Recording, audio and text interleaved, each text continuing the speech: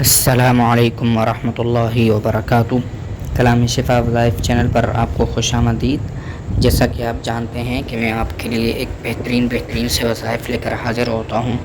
آج میں آپ کی خدمت میں شادی کا وظیفہ لے کر حاضر ہوا ہوں کہ جن کی شادیاں رکی ہوئی ہیں وہ ان وظائف پر عمل کریں گے انشاءاللہ العزیز۔ ان کی شادی کی رکاوٹیں بندشیں انشاءاللہ العزیز ختم ہو جائیں گی، چاہے وہ شادی کی رکاوٹ لڑکی کی طرف سے ہو یا لڑکے کی طرف سے ہو، یعنی لڑکی کی شادی میں رکاوٹیں آ رہی ہوں یا لڑکے کی شادی میں رکاوٹیں آ رہی ہوں، انشاءاللہ العزیز یہ ساری رکاوٹیں اللہ پاک اپنے فضل و کرم سے ختم فرما دیں گے۔ تو چلیے شروع کرتے ہیں۔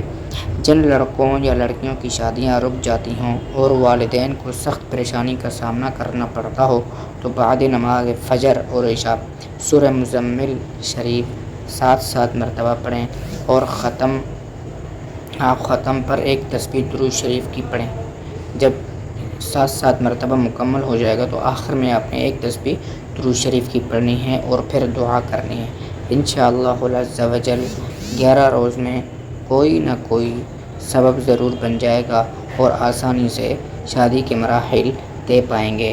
امید کرتا ہوں آج کی ویڈیو آپ کو پسند آئی ہوگی۔